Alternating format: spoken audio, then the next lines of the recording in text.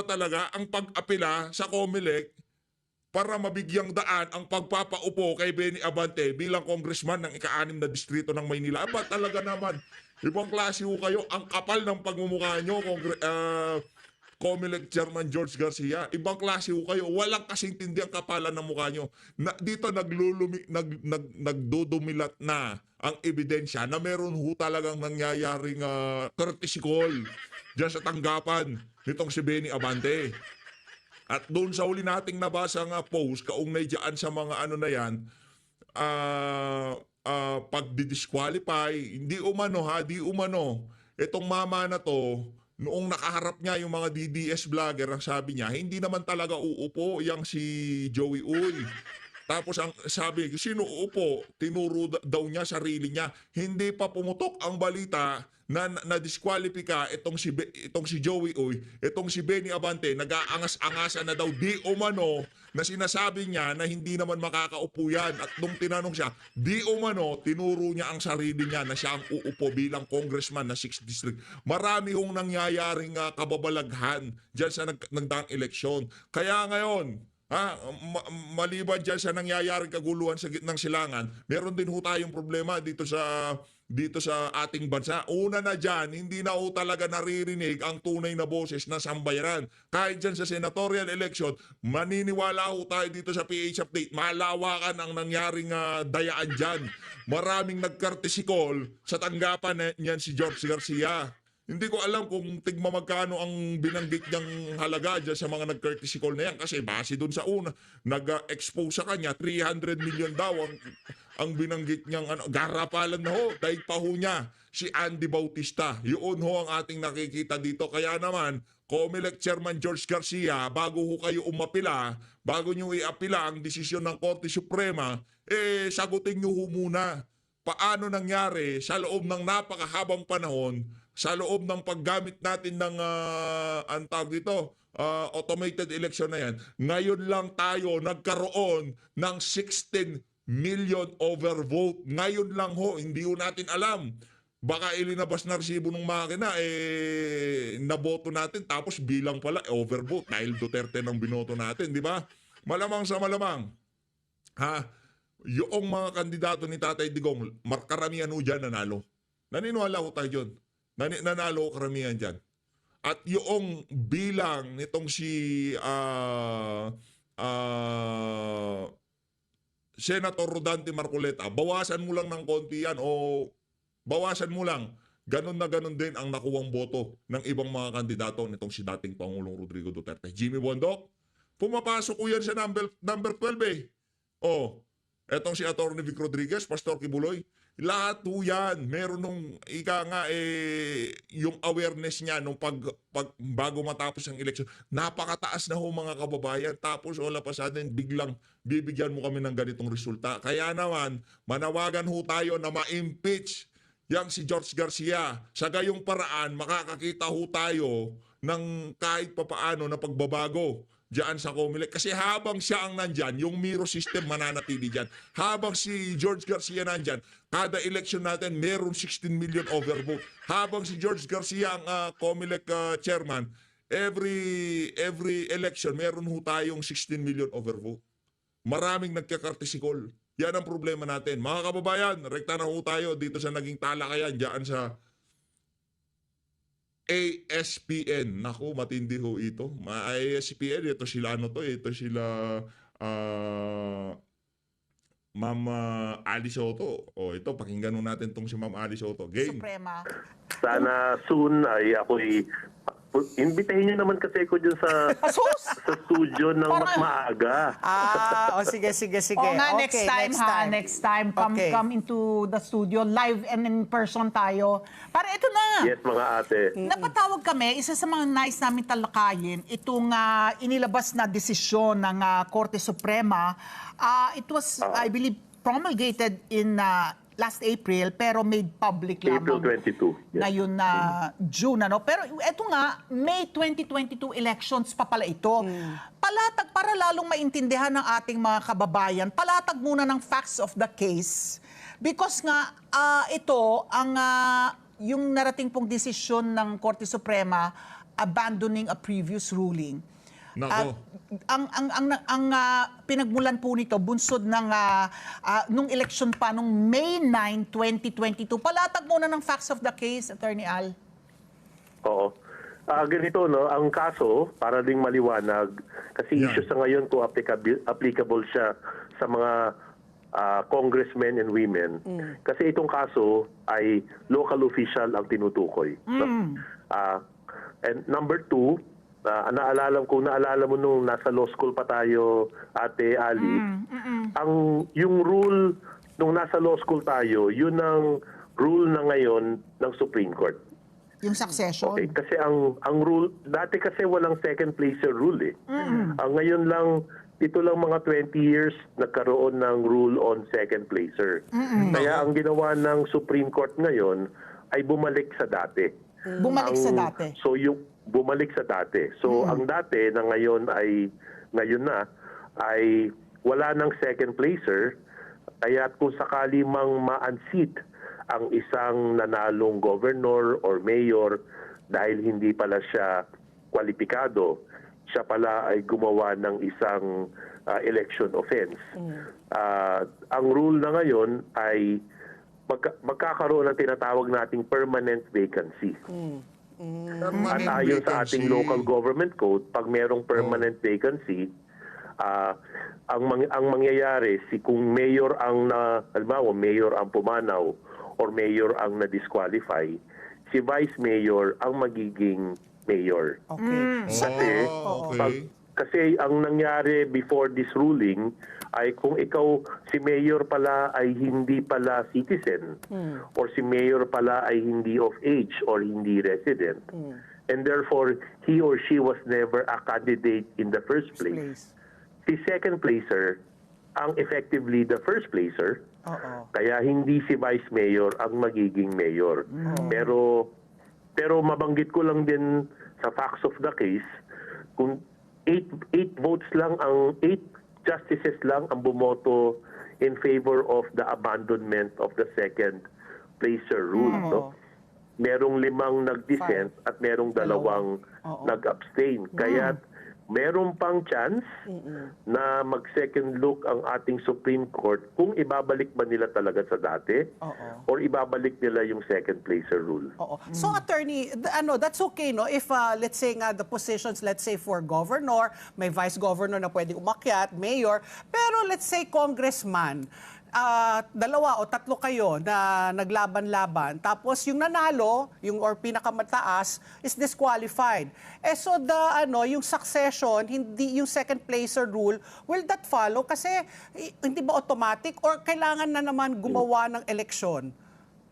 Oo, pag una applicable ba tong case sa congressman or woman, no? Yeah. Marami nagsasabi na hindi dahil ang kaso ay patukoy lamang sa local official dahil sa issue nga ng tinatawag nating succession.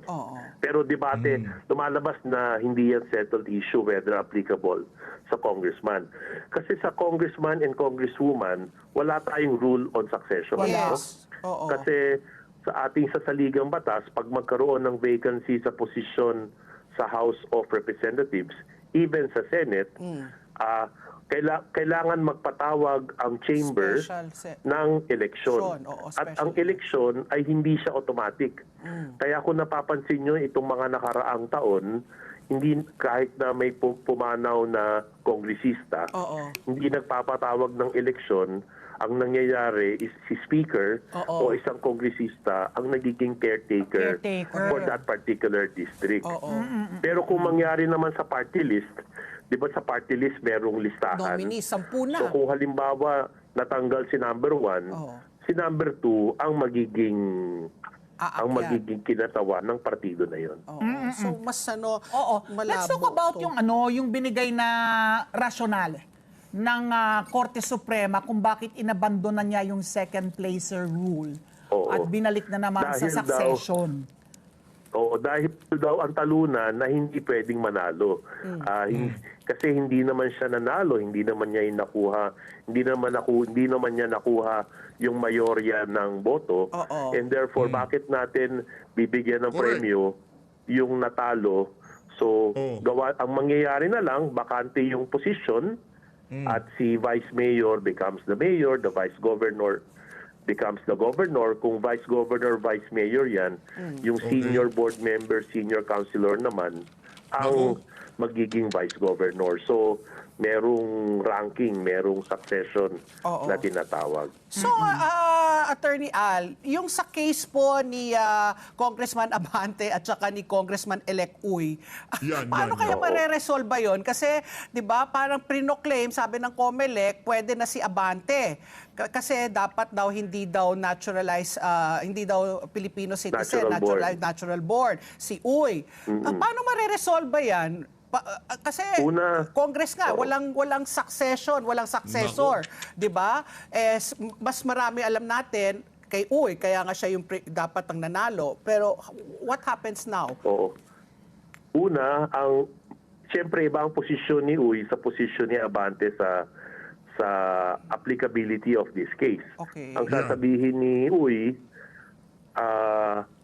ako ay qualified. Oo.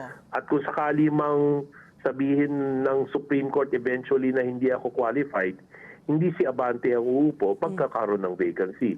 Ang posisyon siyempre ni Abante ay the second placer rule applicable pa rin sa akin dahil ang desisyon kay Mangudadatu, itong bagong lumabas na desisyon, ay hindi naman patukoy sa local official, hindi patukoy sa kongresista, pero it only involves local position. So, abangan din natin kung ano mangyayari dyan. Ang nabasa ko lang sa dyaryo ngayon, kaka-file lang ni Uy ng kanyang motion for reconsideration sa naging kapasyahan ng ating COMELEC division. So kahit hindi pa rin final yon. Oo. So in the meantime, pagpasok po ng 20th Congress, sino munang uupo? Temporarily or Oo. wala? Kung walang kapasyahan ang ating NBank by June 30, at kung walang naging TRO galing sa Supreme Court on the decision of the COMELEC and Bank, palagay ko ang uupo si Uy. Kaya Uy. kailangan naku, yari siya dyan. Naku, yari si Benny Abante dito. Narinig niyo ba yun, mga kababayan? Si Congressman Joey Uy pa rin uupo. Yan. No? Di ano ka na, mag-refund ka na kay Mr. Courtesy. Di ba? Punta ka na, mag-courtesy call ka ulit. Hingi ka na ng refund. Kung sakali mang may desisyon ang NBank in favor of Uy, then si Uy ang uupo. Kung magkaroon ng desisyon ang NBank in favor of Abante at walang TRO, then si Abante ang uupo. So, abangan natin ang susunod na kabanata which may not Banal na aso. which may or may not come anytime soon kasi ito palang kaso ni mga dadatu kung saan naglabas ng desisyon nga ang Korte Suprema abandoning itong second placer rule. Parang 5 araw lang uupo yung Vice Governor. Tama ba yun? Kasi May 2022, tapos itong ang nahalal na governor ng Sultan Kudarat, si Datu Pax Ali Mangudadatu, unseated siya because of the Supreme Court decision dated June 19. Pero sa June 30, parang 5 araw lang uupo itong Vice Governor na si Raden Sakaluran. Pero dito sa 2025 elections, ang nanalong governor, si Datu Pax Ali Mangudadatu ulit, no? Oo, kaya't short-lived if ever yung kanyang victory. And at the same time, ito nga, ang balita ko, COMELEC will file an MR regarding that case. Kaya ngayon ang COMELEC medyo hilo.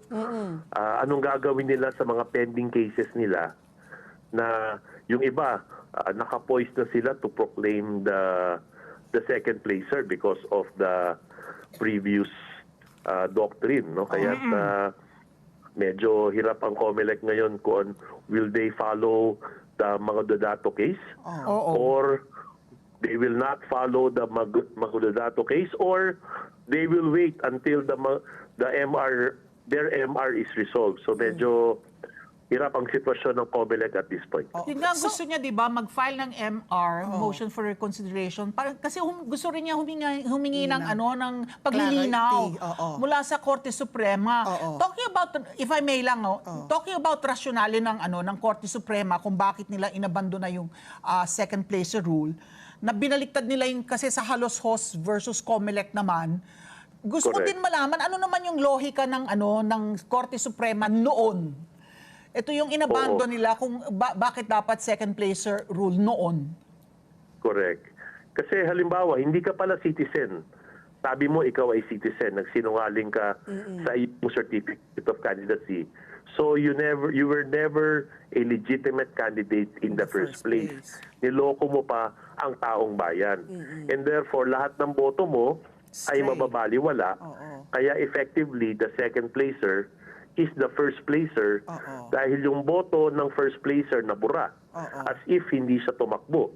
Pero kahit siya ay tumakbo at binoto ng taong bayan. Kaya void daw from the very beginning yung kanyang certificate of candidacy. He or she was never a candidate. Therefore, ang natitirang kandidato yung second placer. Kaya siya ang first placer. Oo. So Attorney Al, you mentioned nga yung Supreme Court decision, it wasn't unanimous, 852 ang lumabas. Correct. So what Correct. happens now? It's COMELEC who's going to file for a for motion of reconsideration nga for the MR. And will the Supreme Court be able to come out right away with the decision? Kasi nga, 'di ba, ang COMELEC hinahabol nila by June 30, 'di ba? Kung hindi after that, Correct. ililipat na po yan talaga sa korte kung sino yung nararapat na panalo. Meron bang, pwede ba ang Supreme Court na sumunod sa isang timeline because of the urgency, because of the issues? Well, sana nga maglabas kagad ng una, hindi pa natin alam kung kailan magpa-file ang COMELEC na kanilang MR. Oo. Number two, mahirap ang unahan ng ating Supreme Court kung kailan nila magdidesisyon. Oo. Naalala nyo yung ang daming TRO nun, kaya nag-reprint ang COMELEC ng balota. Oo. Kaya baka mangyari ngayon, lumipas ang June 30 at walang decision on the motion for recall ng ating Supreme Court at nag-umpisa na nga ang bagong termino ng ating mga nahalal na mga officials. Kaya't ilang araw na lang, June 24 na. Oo, June 30 sa Monday. 6 na araw na lang. Oo. At ang aking pakiramdam, baka wala pang ang MR. Hindi natin alam kung magpa-file today. And ang aking pakiramdam, baka walang decision on the MR by June 30. Nako. So, when we factor in yung proclamation at oath of office, ano ba yun? After proclamation, the COMELEC loses jurisdiction. Tama ba ako? Jurisdiction. Ganon? So how does this Um, play with the entire scheme of things? Yung losing jurisdiction, mas relevant siya para sa isang kongresista. Okay. Kasi meron tayong tinatawag na House of Representatives Electoral Tribunal. Pero according to the Supreme Court, may 3 requirements. Una, nakaupo ka na. Number 2, nag-oath ka na. At number 3, naproklama ka na. Ang problema, lahat ng ating kongresista, di ba lahat sila nag-oath before the Speaker Oo. sa kaumagahan ng State of the Nation address. Kaya ang mangyayari, magkakaroon ng jurisdiction pa rin ng COMELEC until the SONA. Pero after the SONA, Wala na. House of Representatives Electoral Tribunal na. Oo. Kaya medyo manipis ang ating oras para otherwise, mawawala na nga ang COMELEC ng jurisdiction. Halimbawa, itong nangyari kay Uy. Congressman Abante at Congressman Uy, ang mangyayari kung walang decision by SONA, then HRET na ngayon ang magpapasya. House Electoral Tribunal. Ang isa pang Pat P, hindi pa final and executory. Yeah, pwede pa Etong ruling mag-appeal. kasi pwede pa Yeah. pwede pa mag-appeal. Oo. So, parang ang application ba niya retroactively? Because up to now pending pa di ba? Or until after the decision becomes final and executory? O yung mga pending cases ngayon, halimbawa, pending pa ngayon ang nasa NBank, nasa COMELEC NBank, nasa COMELEC Division. 'Di ba? Ang mga Supreme Court decisions kailangan sundin eh. Kaya effectively kung walang final decision by that time maglabas ang Supreme Court ng kanyang resolution sa motion for recon, yun, talagang nasa dilema ngayon ng COMELEC. So Susundin wala pa ba yun, o ano? hindi? Walang sagot yun, ano? Kung it Well- can be retroactively applied or prospective in the future na lang. Walang naging ganong pronouncement in the Mangudadato case kasi that particular case pertained to Mangudadato. No? Kaya ang tanong is how do you apply that principle, that new doctrine for pending cases and in the future. Yung mga dati nang nakaupo na second placer, hindi mo na magagalaw yun kasi final na yung decision regarding them. Pero yung mga Wala nang bawian. pending pa yung cases, yung mga pending pa ngayon, baka kailangan mo nang sundin or madili. Again, ang hirap ng sitwasyon ng COMELEC Mahirap. ngayon. Mahirap. I was going to ask Attorney Al, but then you bilang isang election lawyer, ideally, ano ba dapat talaga? Dapat yung second placer rule or dapat i-abandon na yun? Ano ba talaga yung nararapat? Kasi nga, parang paiba-iba, depende sa ihip ng hangin, depende sa komposisyon ng mga Supreme Court justices. Pero ideally, I'm sure this is not a unique case naman, no? Yung mga ibang bansa na meron naman mga eleksyon din, ano ba yung dapat? Una, sinabi nga ng Supreme Court na walang batas na nagsasaad kung ano ba dapat. Kaya ang Case to ginagawa ng case. Supreme Court, gumagawa siya ng kanyang sariling interpretasyon kung ano ba ang dapat. Kaya mahalaga siguro, bahagi ng electoral reform, sana magkaroon, na magkaroon ng maliwanag na batas tungkol dito. No? Kaya unfortunately, right today, there is no law. Kaya subject to interpretation and Supreme Court, may mga pagkakataon na nagbabago-bago nga ang kanilang pagtingin dahil nagbabago ang komposisyon ng ating Supreme Court. Sus, my good life. Parang, and what happens to the principle Depende that sa ang sa decided cases ng Supreme Court form, Oo. So, di ba, part Kaya of the ngayon, law ang of the mga- land? Kaya kung mga abogado, Oh. siyempre, bawat may kanya-kanyang panig, they will advocate for the interest of their client. Of course. Whether about the second placer rule still applies or we should follow now the rule that there's no second placer. So, kanya-kanya ngayong advocacy ang mga abogado para sa kanilang mga kliyente. So paano yon, Attorney Al? Dapat ba yan ilagay sa ating Omnibus Election Code para maging klaro na rin yan? Pag kung kunyari amendahan, para mas maging So, klaro? napapanuhan na talagang magkaroon ng electoral reform dahil una, walang batas about social media using it for campaign. Number two, ano ba ang definition ng kandidato? Number three, ito na nga ang issue ng second placer rules. So kailangan talaga magkaroon ng major overhaul ng ating batas tungkol sa eleksyon. Medyo Outdated Jurassic na. Oo, Hindi Jurassic outdated na. Oo. Isasanga ko lang, with your permission, Attorney Al, dun kay, sa kaso po ng former President Rodrigo Roa Duterte, who we all know talagang won by landslide victory, no? Davao City Mayor. Pero hanggang ngayon, nakadetini pa sa The Hague, sa the Netherlands. Yung, I don't know, up to now, as we speak, parang hindi pa yata siya nakakapag-oath of office. Tama ba ako? Hindi So, pa. paano Sa po ating- yun? Oo. Paano po yun? Na what happens if he is unable to take his oath?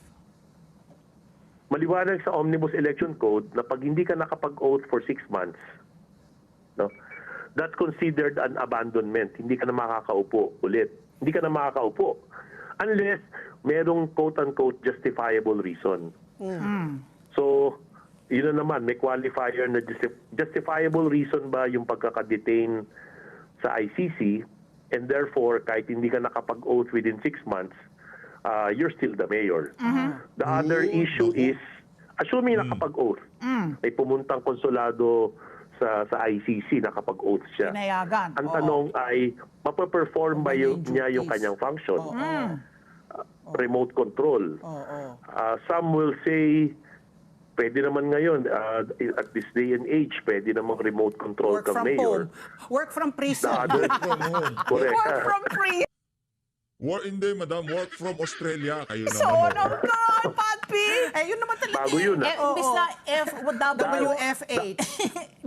Yeah, WFP. the other view, Oo. the other view is, how can he possibly perform Ang harsh nyo naman, work from prison.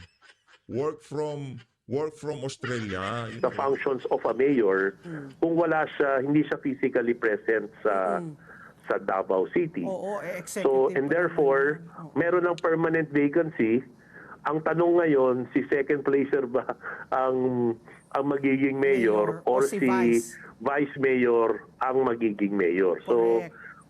so medyo konektado itong nangyayari, Correct. itong second Oo. placer That's why I rule dito. asked. Oo.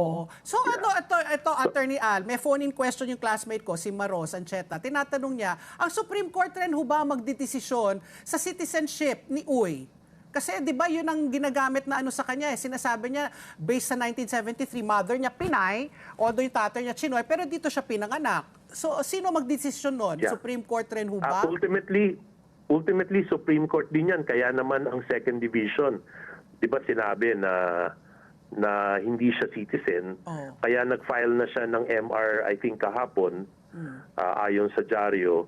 Kaya ngayon, pending yun, magdidesisyon ngayon ang NBank. Kung sino man ang argabyado sa desisyon ng NBank, definitely aangat sa Supreme Court to determine whether qualified ba si Uy or hindi, whether natural-born citizen ba siya or hindi. Okay. Kaya Pero di ba abangan. pag basta yung Marami born in tayong the kailangan Philippines, abangan. hindi ba yun automatic na Pinoy ka? Yun nga, kaya may dispute kasi marami nagsasabi, bakit ngayon nyo lang inalungkat yan? Oo. So, Eh, naging konsehal na ba siya? kaya- O sabi, di ba? Parang Oo. ganon? Nagsilbi na Oo. siyang... oh, kaya, again, right now, there's a controversy. Parang yung kay Alice Guo, di ba, nung nanalo siya, wala namang Yun wala naman naman nag-file ng kaso. falsification. Oo. So, ang issue Nag-file na doon lang, is nakaupo whether na siya. or not Filipino citizen Citizen. yung nanay niya when he was born.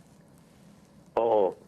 I think may mga factual issues dito and hopefully magkaroon ng trial ang COMELEC to determine the factual issues. Kasi yun naman, kasi for Congress, for House, for Representative, kailangan natural-born citizen. Hindi Yeah. pwede ang naturalized. Oo. Yeah.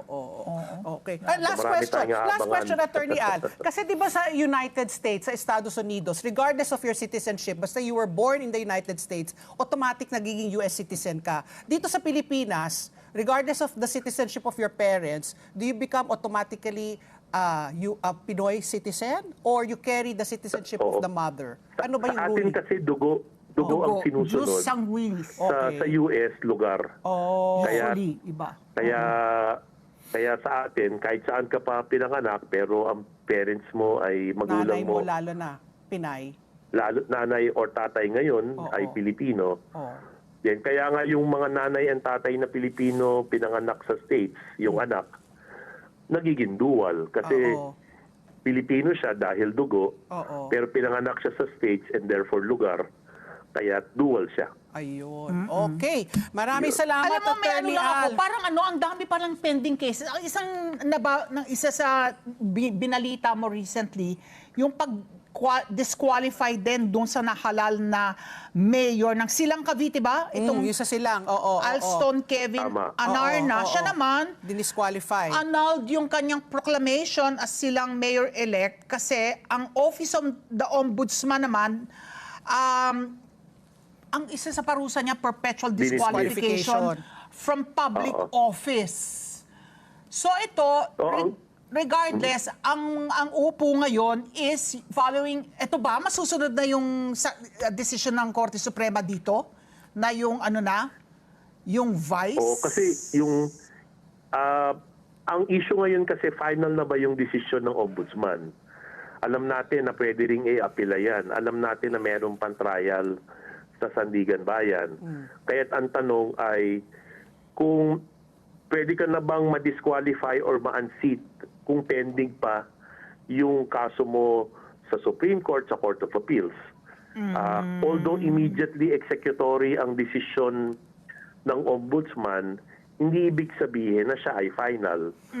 Kaya yun ang argumento ng mga may pending case sa ombudsman. Oo nga, sige, tatanggal ako bilang mayor dahil immediately executory, pero hindi ibig sabihin final na yung desisyon na yun. Oo. And therefore, dapat ako ay makaupo pa rin. So, again, dalawang panig na naman yan. Yung iba nagsasabi, yun nga, kaya nagkaroon ng mga TRO ang COMELEC noon.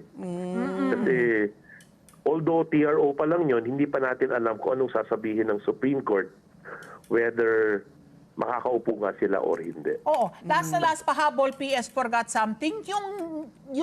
Ang trabaho kasi ng COMELEC, kapag tumanggap sila ng Certificate of Candidacy, ministerial lamang. Tatanggapin nila yon. Pag si Joey Chuauy claims that he's a Filipino citizen, tatanggapin nila as is yun, ano? Wala sila they do not have the power to look into even, totoo ba na Filipino citizen ka? Magpatunay ka nga na Filipino citizen ka? Yung parang,